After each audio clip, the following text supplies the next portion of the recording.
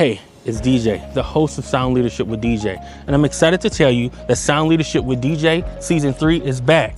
Now, what you can expect from Sound Leadership with DJ in this season? Well, a better intro, a better outro, and more engaging guests. See, Sound Leadership with DJ is on Season 3. We have over 50 episodes, and you can find them on Apple Music, iHeart, Alexa, so much more. Simply search Sound Leadership with DJ. Hell, you can even follow us on YouTube and LinkedIn at Sound Leadership with DJ. We want you to stay ahead of the curve. Hit that bell when you get to our pages so you can never miss an episode. Sound Leadership with DJ is a podcast revolutionizing the way that we look at leadership. Hosted by me, yours truly, DJ, straight from Hawaii. I meet with guests in the U.S. and outside the U.S. as they share their leadership journey from their humble beginnings to predominance now. Check out Sound Leadership with DJ.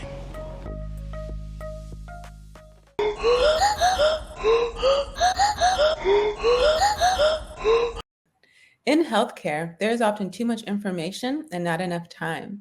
Here at the Melanin Initiative, we avoid TMI by breaking things down into language you can understand.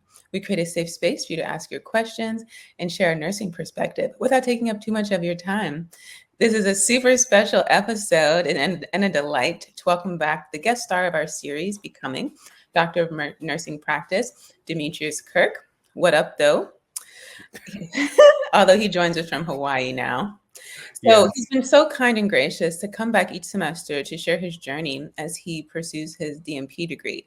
And it serves multiple purposes, including answer questions for those students who are thinking about it themselves, address any misconceptions the public might have.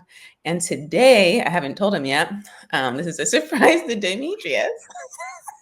Oh boy. I can't do this with everyone, but he's in the podcast space, so I knew I could do this with it.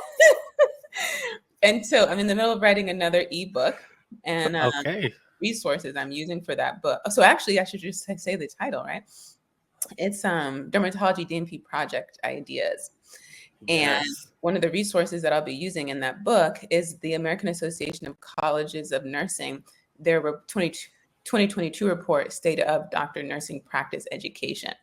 And so we're going to address some of the issues they bring up in that report and get Demetrius's feedback, right? That's not bad. Let's go with it. No, it's not. I love to talk. So we will have a exciting conversation as we always do on this wonderful podcast. Yeah, with Paparazzi Poppy. Remember everyone.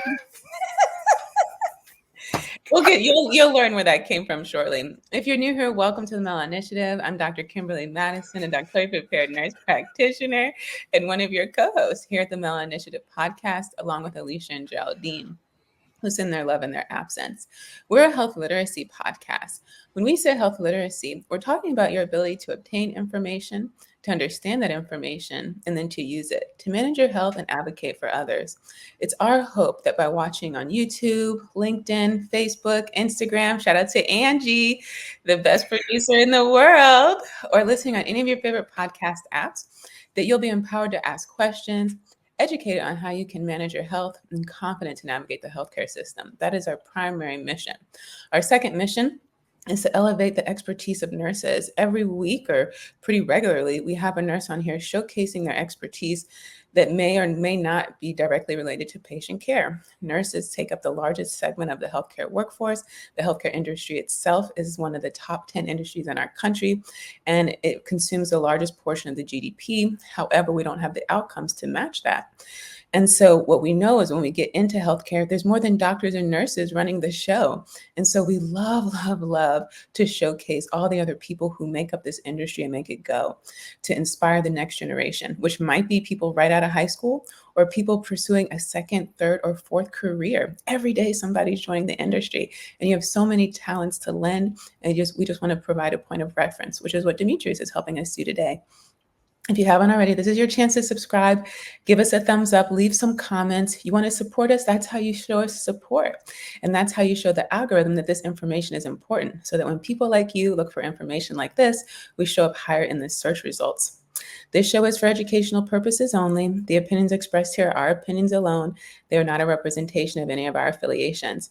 If you think you might be having a medical emergency, you should seek medical attention and medical guidance from your healthcare provider. If you or someone you know might be having a mental health emergency, you should call 988 or you can text 741-741. Demetrius, welcome back to the Melanin Initiative. Hey, thank you for having me back. I thought after the last one I wasn't going to see you again, but I'm back again. So here we are.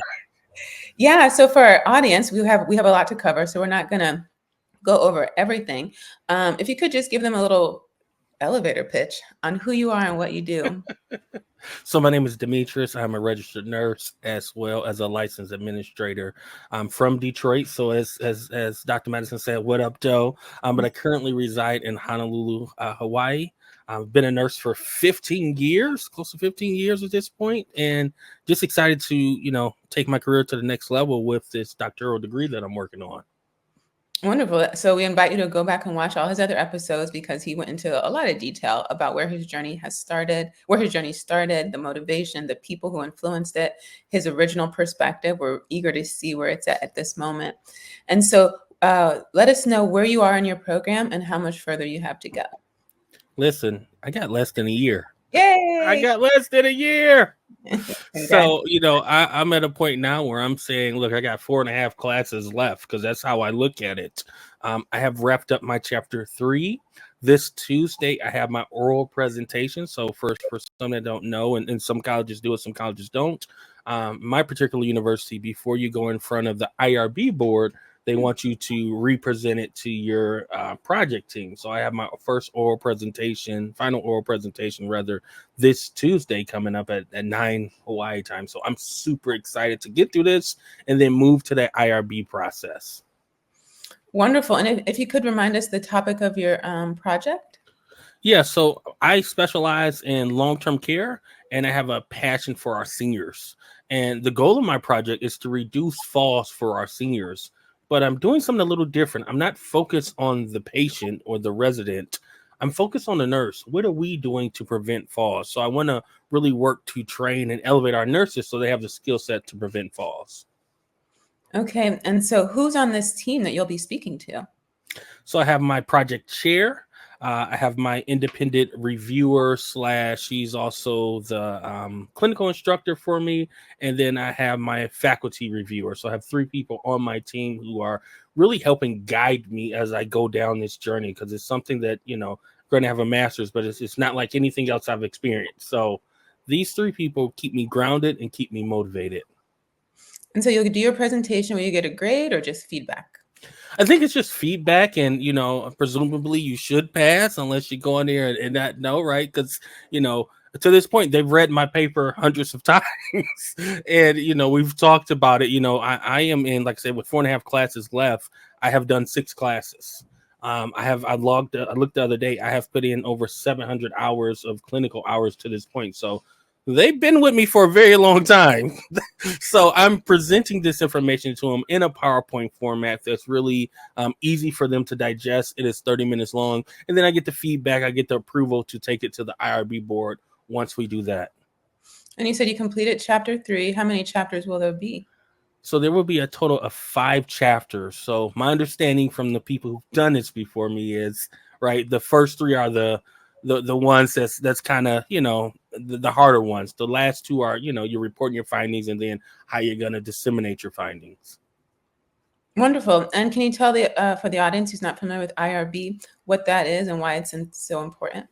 So I know what is IRB. I don't know what is it? Is it internal review board, international review? I don't know what the I stands for. Let's quick AI somewhere.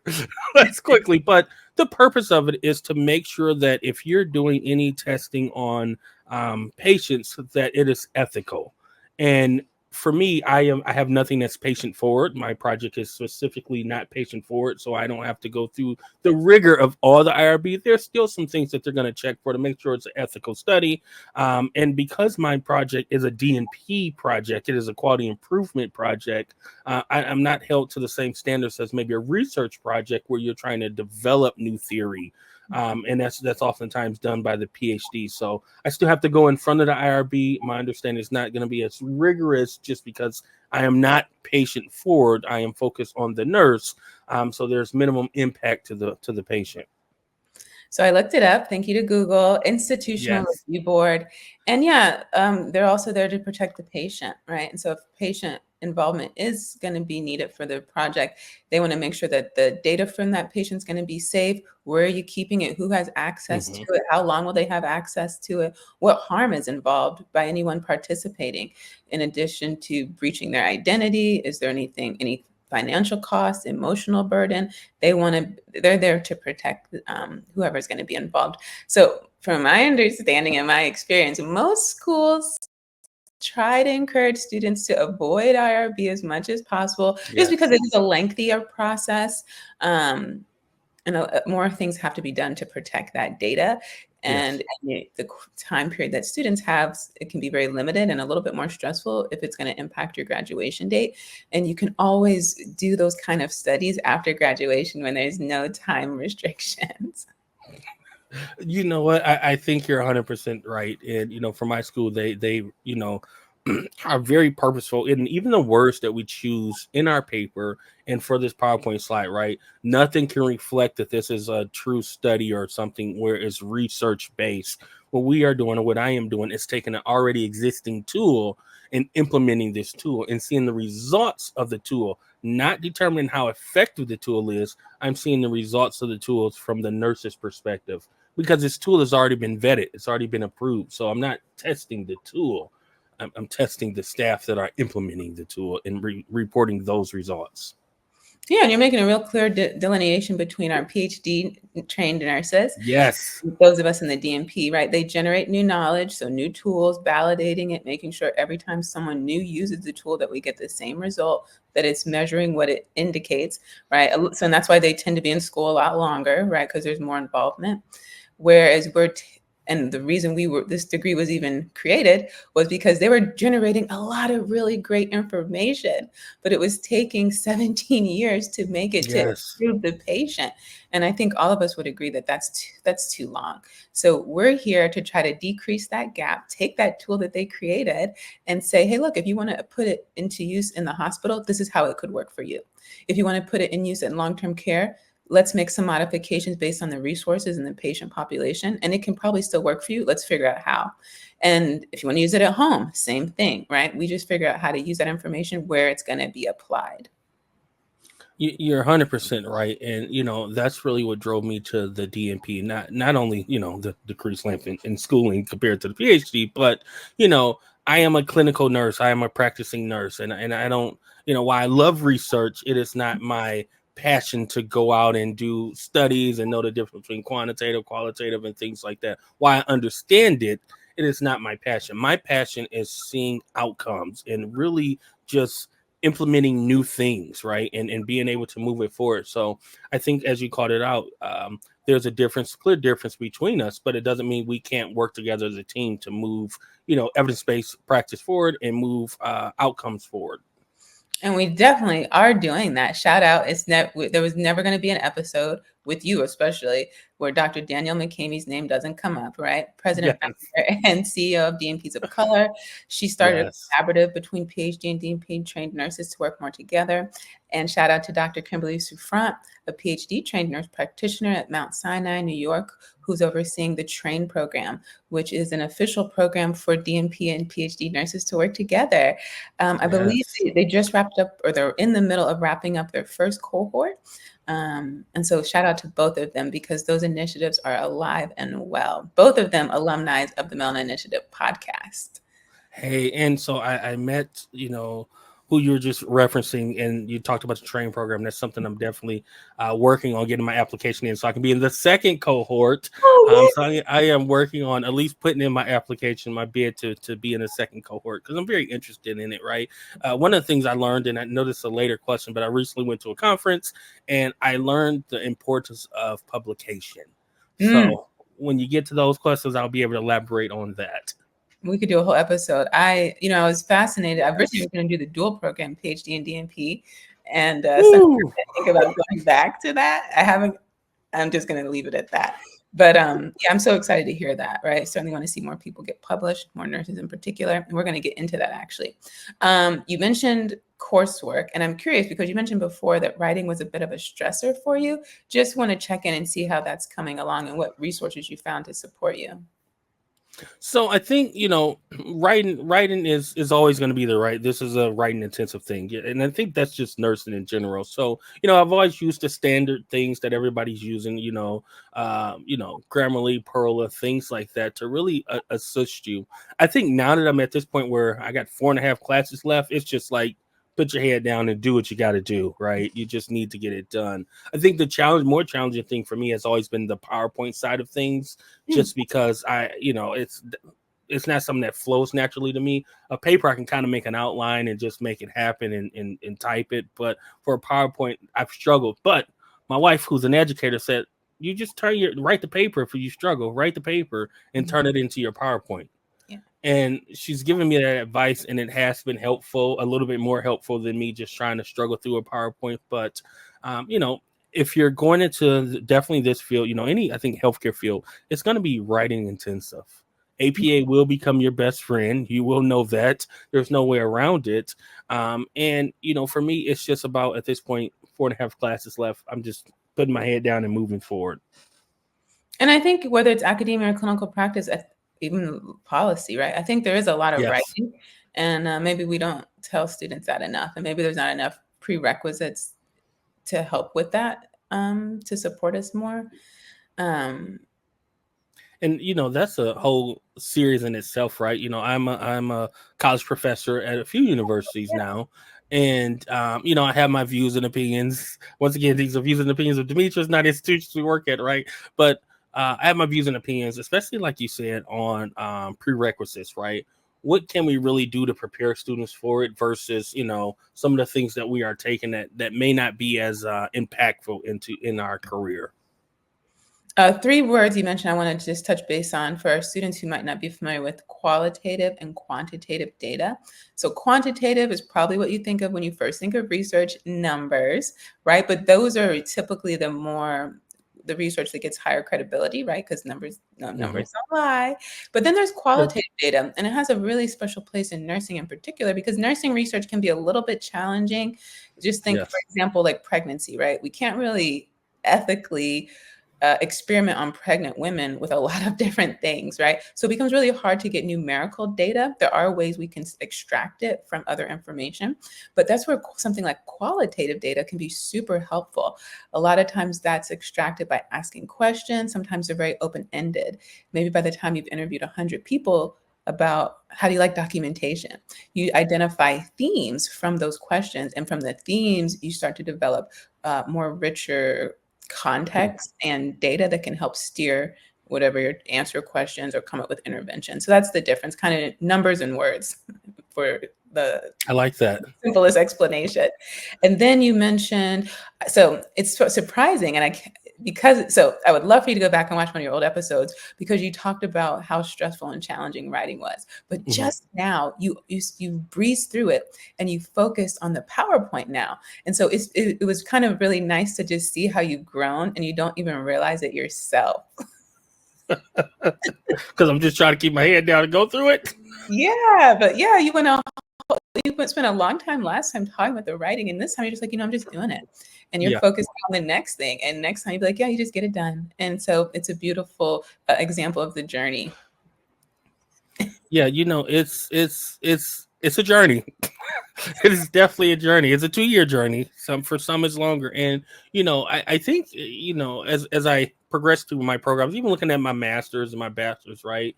You kind of go through this wave, right? You're so excited to start. You're getting through it, and then it's like that light is not getting bright at the end of the tunnel, right? You're getting to the middle, and it's like, okay, I just wish this to be done. And now I think I'm finally really over that hump, right? My program is 11 classes, so I joke and say 4.5 classes, but to me that means a lot, because it's almost done. And I haven't broken down even more of a segment. I have 2 regular classes left, and then 2 of my dissertation classes left, if you want to get technical. But I'm over that hump, and now I truly see the light at the end of the tunnel. I am less than 365 days. So to me, that means a lot. And back to the point, right? I just need to get it done. So for the papers, it's going to be there. It's just a fact of the program. And our practice wherever you work. Yes. Right? Because if it's not documented, it didn't happen. It's not done. Yeah. You're right. But when you look back since our last conversation, what have been two of the most significant insights or skills you've obtained? So I think that's an interesting question. I think from the program definitely will, and I think this is any doctoral program, will test your patience. And I have learned to, and I've already had, patience, but in an academic setting, right? You may position something one way and your team may want it to be worded a different way. Now, I've always been one to just listen to people who, I'm looking up to or who's mentoring me because they've done it. I'm not going to go back and forth with somebody who's walked down this hall and know where the booby traps are. So I think for me, it's the patience, especially when you have 3 different people looking at your work. They all have 3 different experiences, 3 different life goals and things. So they are going to come back and say, something different. So you have to figure out how to weed through that and weed through it with patience and be able to navigate the politics behind it, because there are times where you get one that's like, you need to change this, and the other 1 or 2 is like, this looks perfect. So, learning to navigate that. So for me, one of the biggest things is I think patience will be one of the things that I really focused on and I really honed into this one. And then I think too, it's just, realizing or reaffirming my commitment to, the DNP practice. When I first got into this as a DNP trained nurse, it was just something to do because I don't want to say it was cool, but I recently went to a conference and as I continue to go down this path, I'm realizing it's more than just cool, it's needed. And for me, that's that I reconfirmed that and have that now since the last time we've talked.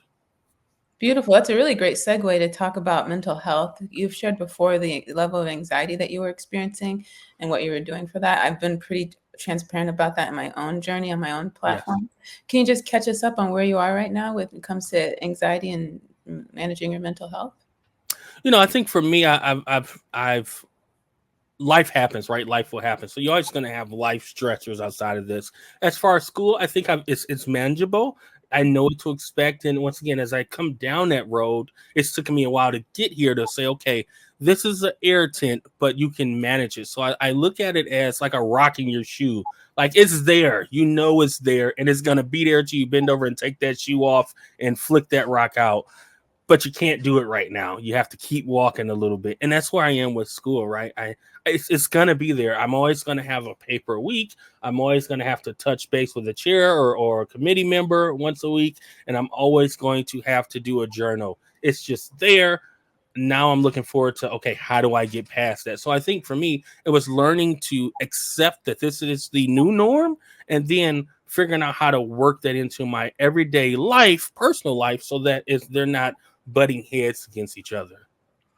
Yeah. In that same vein, have you found, now that you've kind of weeded your way through and kind of figured out what works for you, have you been surprised about any new challenges that you've come across at this phase? I don't think at any new challenges at this phase. I think I'm pretty comfortable in it.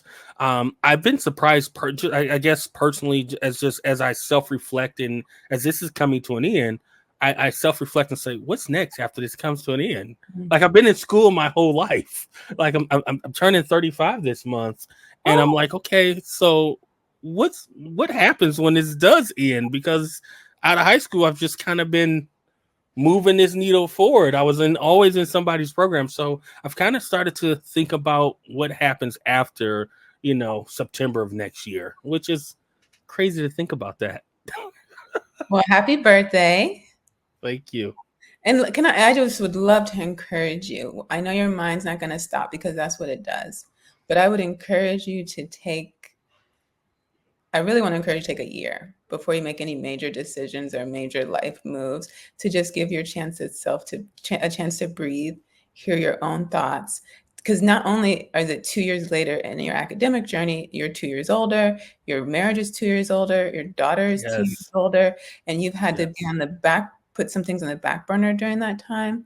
And sometimes it's nice to kind of catch up with everyone, rediscover who you are, and just take in everything that you've learned in life as well as in your program and make sense of what it means for you. I like that.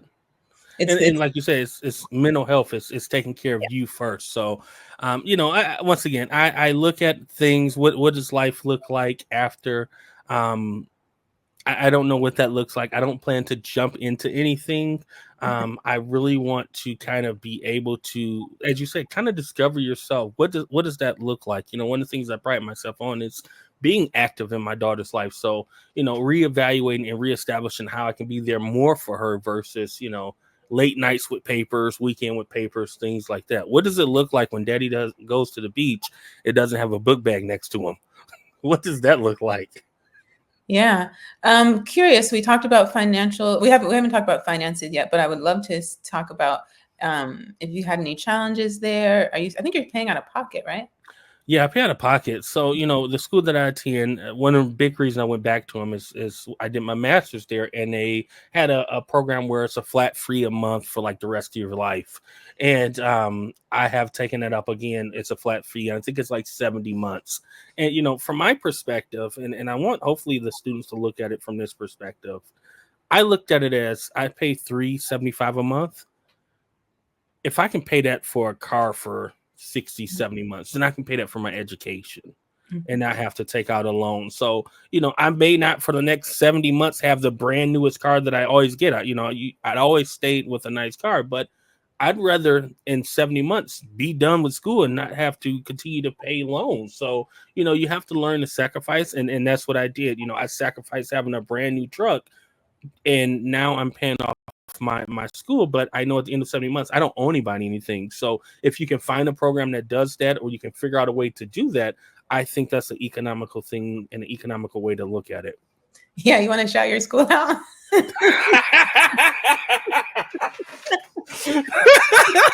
Yeah, so I attend Aspen University. I did my master's there, master's in informatics. And at the time, right, I did my master's for I think $10,000, and it was $325 a month for like 60 months. Yeah. Informatics. And then I did my DNP there, and I did get 10% off because I'm a returning student. My DNP was $25,000. Yeah, we love to share helpful information. School is a very small period of your life. You don't want it to stay with you as long as it could, like some of us. So talking about finances, you did just happen to win a scholarship. You've alluded to a conference multiple times. So let's get into it. Shout out to DNPs of color for, giving me a scholarship and an award, right? But giving me a scholarship so I can attend their conference. I recently attended the DNPs of color conference. It was in Philadelphia, and it was amazing. It was life-changing for so many different reasons. I can only speak from my perspective, but what really got me there is the fact that I was in a room full of people who looked like me, who all had PhDs, DNPs, DHAs, whatever, something in front of their name that said doctor, right? And I was able to just be around people who I aspire to be. And that doesn't happen often. Oftentimes, right, I'm not in rooms with people who look like me who have advanced degrees. I may have the highest degree or highest degrees in that room. So now I'm in a room and I'm able to look up and say, this person has a PhD and a DNP or a PhD and an EDD. And I'm like, how are you managing this, right? So that conference to me really just opened my eyes up that, hey, once again, I can do it because people have done it before me, and they continue. There's a student group there. There continue to be people after me coming forward to do it. And it was very interesting because as I near the end, there are people just starting this journey, and they're looking at me like, I want to be where you are. And that was me last year, looking at people like, I want to be where you are. So it's very interesting. What was the student group? So it's just a student group of DNPs led by Dr. Michael Williams, amazing guy. And he just got us all together. I think it was about 25 of us who... That kind of group. Okay. Yeah. And shout out to Dr. Williams. And the sneaker. Hey. By the way, so as we're filming this, we just finished celebrating October 19th, which is DNPs of Color Day. October 19th to the 25th, which is DNP Week. And October 25th, which was the 20th year anniversary of the DNP degree. The conference was in Philly. Next year, it will always be in October. It will always be during DNP week. It will be in Oakland, California. So we're headed out west. And don't forget that you don't have to be a DNP to sit with us. We have membership for everyone. You don't have to be in healthcare. You don't have to be a nurse. You don't even have to have a doctorate degree. Everyone's welcome to sit with us. So can I tell you a funny story of how the DNP, I think it was DNP week kind of came about, DNP day. So I was on with the founder, Danielle, and I was helping them because they are launching a virtual assistant program. They needed a VA. And she said, you know something about that, right? I know something about finding great VAs who really, are amazing at what they do. So I couldn't give her my VA because my VA is stretched thin. So she'd be working. That's what I heard. Yeah, she keeps a roster now from when I first met her. But anyway, shout out to Angie. She needs a VA. Angie needs a VA. Yes. So I was sitting with Day Young, and we were talking about it. She's like, we should create something. So I'm sitting there as we kind of take a pause from looking for it, and we start looking into it. And I remember, right, we're sitting there, and I'm like, oh, here's the data. So I'm feeding her the data, and as I'm feeding her the data, she's making this thing on Canva. Like, we have a week now, and I was like, we have a week, I guess. So it kind of came about with, I'm sure she had the ideals, but we were sitting on a call and it was me and her looking this stuff up. And then next thing you know, it's publicized as DNP week and DNP day and all this stuff. And it just shows how Danielle thinks and how she carries something from a thought to fruition. And I was excited to be a part of that journey. Nobody knows about it besides the people here now I'm sharing it with. I was excited to be a little part of that journey, be able to say, hey, I was there doing the creation. I gave all the information. But, shout out to Danielle for just having that visionary mindset and really moving it forward, and then putting people in her circle who can help her move it forward. Because I think as leaders, no, this isn't a leadership podcast, but that's my thing. I think as leaders, sometimes our goals and our vision, we can't move it forward because we don't know how to put the right people in place. And we try to do it all, and then we get overwhelmed, we get burnt out. So Danielle has mastered the craft of putting other people in place to help her carry her vision forward so she can continue to be the brainchild and think about the next step forward. Danielle is already thinking on 2026, 2027 level, and we just sitting here talking about, 2025 is in a few weeks. I'm there with her. So I made a pitch to go to Arizona next year, but she said there was a guy in front of me and he was in Hawaii. And I said, well, you know what? I don't mind taking a back seat to Hawaii. I said, so what about 2027? And she said, oh, we got to go international, London or Canada. So I was like, okay, I can take another back seat, but I'm there. I'm fast forward into the future. So I'll see you in Oakland, Honolulu, and London. Listen, but just think how that is and how the organization is moving. I was so blessed to have the opportunity at the conference to be kind of the media correspondent. It just happened. And I was able to conduct about 45 interviews, and we're going to slowly trickle that out, myself and Dr. Wendy. Shout out to Dr. Wendy. Hey, she's amazing. Yeah, she literally sat with me one day on a call and just told me her whole process for the podcast, and it helped me move from analysis paralysis to what you see today. Listen, she is amazing at what she does. So we tag team interviews. It was amazing. I was by her hip for 3 days, and it was just amazing to see how she moved it. How she worked through the interviews with people. I was in awe. So I carried the camera around. She did the interviews, and then sometimes we flipped it, and she had the camera, and I did the interviews. But we did about 45 of them, and we look to start to publish that throughout the year to build excitement for the next conference. Oh, I love it. Yeah, you mentioned a thing that I think is really important. Don't overlook Danielle's vision, right? And being in leadership and not doing it all, which is part of what I was suggesting for you, taking this opportunity to have what I like to call a sabbatical so that you can think, right? We always consider, and then I think in our society, we value hard work, sleep when you're dead. Oh, I can run off how little sleep I can run off of. Nurses, there's an overtime shift, you're picking it up, right? That's one of the reasons people love it, right? Is that you can keep getting work. But when are we going to talk about when do you get rest? When do you get solitude? When do you get peace? When do you get time to think? Because visions mean that you're not distracted, that you have clarity of mind. And that can only happen when you're not so busy doing all the moving and doing all the doing. And so one of the things that I think Danielle does really great is she's established a brand, right? So there's no confusion about who DNPs of color are, and that we're unapologetically DNPs of color, right? So you have a clear vision of your identity, and you communicate that identity often and frequently, and you allow other people to be set up for success so they can also communicate that vision. Like the fact that we have membership orientation, I think like every quarter, is brilliant. It's brilliant, brilliant, brilliant. At any point in time, I can have a whole conversation with someone about the organization, and it's at the top of my mind, but it also keeps me fresh on where we're going. Where is our leader taking us, right?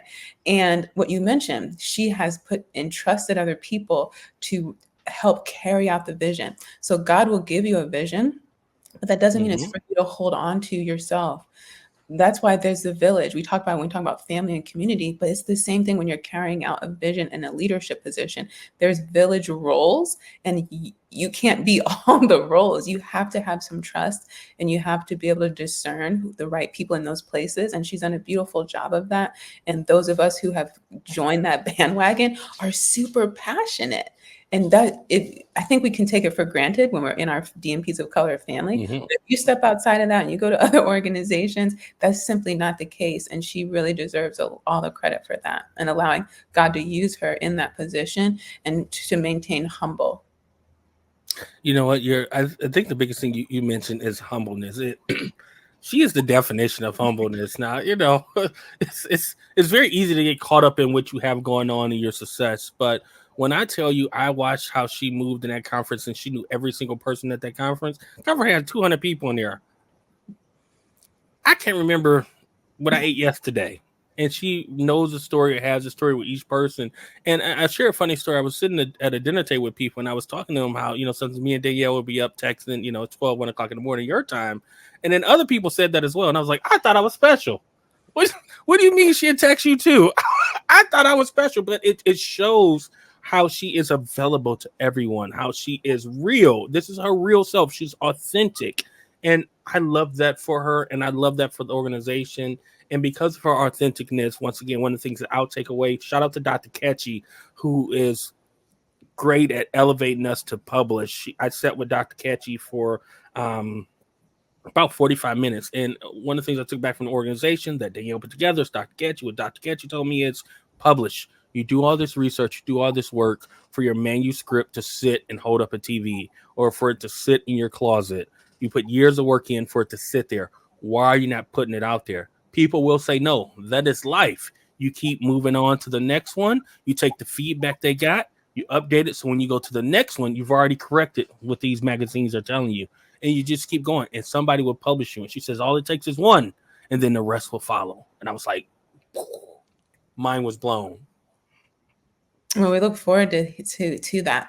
I'm going to ask you, do you mind if we wrap this episode and I bring you back for 20 minutes to go over that, the State of the Doctor of Nursing Practice report? Yeah. Okay. So as we wrap up this segment on your DNP series, anything you want to leave with the audience or students who might be watching?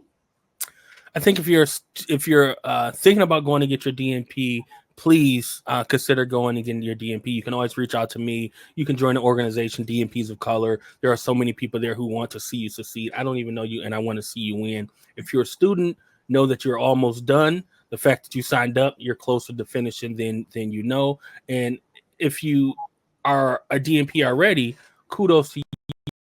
Keep shining bright, and continue to support others and move us in the field, right? 73,000 of us have this degree. We want 73 more thousand coming into it to really move clinical outcomes forward. Beautifully said. And so when we see you next time, what can we expect to hear? I've made it through IRB. I've done implementation, and I am starting to write and close out this chapter of my life. So I just appreciate you. Let's give you your flowers for, having this platform and allowing people like myself to come on and share the journey, because so many times it's done in the shadows.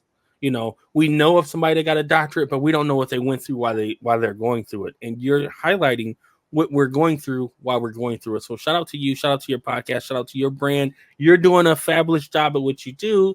And I'm continuing to watch you grow and move. You got a producer now. So I'm continuing to watch how you're moving, and I love what I see. So continue to do well. Thank you. I wouldn't have it without you, and you blessed my life 100% to have a partner who can be creative with me, who I can trust, and who's really honest. Yeah, like we have to have honest communication too. That's really important. Facts. Oh, you just said something, and I wanted to say, we would be remiss if we didn't bring up your wife.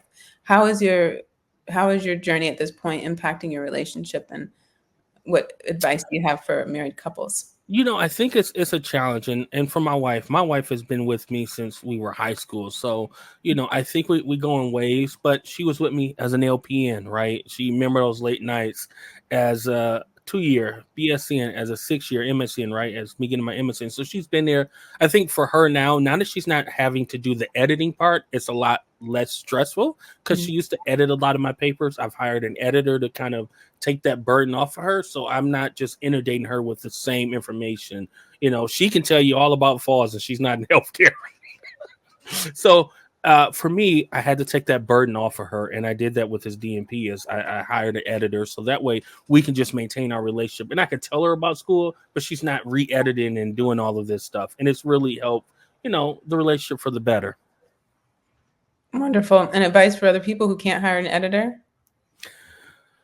Get you Grammarly, get you Perla, and just start hammering away with it, and seek out, see if your school have opportunities. Maybe they have an editor at the school or somebody who can help you with that paperwork and things as well. Once again, for me, and I can only speak for me, when my wife was helping us, things were great, but I wanted to take her off of that because she did it so much. And she's a teacher, so she's already grading other people's stuff. She don't want to grade my stuff. So instead of giving advice to other people, what advice would you give yourself a year ago as it relates to you and your wife? Me and my wife, I don't know. I think if I were to give my advice a year ago in as a whole, it would just be to start the program and get it done. No, about you and your wife. How do you maintain your marriage? How do you make time for your wife during this journey? What advice would you tell yourself a year ago before you started, now that you have this perspective? Oh, set a schedule. Okay, there we go. Set a schedule. Yeah. Set a schedule and try to maintain as many dates as best as you can. But I think it all, stems from setting a schedule. Yeah. Wise advice, right? Sometimes we can get caught up in the passion, right? But in real life, you need to get on the books. We've been together. Listen, it's so, one of the things I'm my new favorite thing to say is I've known her more than I have not known her, right? So we can say that now, being high school sweethearts, right? I've known her longer than I have not known her. So, I think as, your relationship progresses and things like that, to your point, right? Sometimes you got to get on the books. You got to be a little bit more formal just to make sure you make time for yourself, but also make time, you make time for that relationship, because school will end and that relationship will be there and you have to deal with the side effects of what you've done during that time period. So, or it won't be there, which is why you need to put them in your calendar. And be honest. If you thought it was going to work out on Thursday to have a date and it's not, be honest about when you can do it and really try to create those boundaries for that, just like we create boundaries for everything else. Facts. 100%. I appreciate you for having me on and following me through this journey. And like I say, next time my hope is to have moved through the IRB process and be talking to you about implementation and or wrapping up the project. Well, thank you for your time. We thank you for sharing a little bit of insight personally and professionally on where you're at this time, and for allowing us to the intimate part, because we all do this for our loved ones, and we got to make sure we keep them at the top of that. Remember, everyone, you can email us your questions and show ideas to tmi.melanin@gmail.com. If you haven't already, this is your chance to subscribe to all of our social media platforms. Leave a comment when you get there. It lets the algorithm know that this information is important, so that when people like you look for information like this, we'll show up higher in the search results. It's really important if you can do that on Apple and Spotify. Share a show with your friends. We'll have all the links that we mentioned today, how to connect with Demetrius, how to become a member at DNP's of Color. And at the time of this filming, we release new shows on Sundays at noon Eastern. The live episodes, the live videos drop on LinkedIn, Facebook, Instagram, and YouTube, but you can catch them anytime. But the audio always drops that Sunday at 5 a.m. on your favorite podcast app, so that our night shift friends can be the first to get something and not the last. And the day shift has something to listen to, and maybe someone will play it during huddle. We thank you all for watching, and we'll see you next time.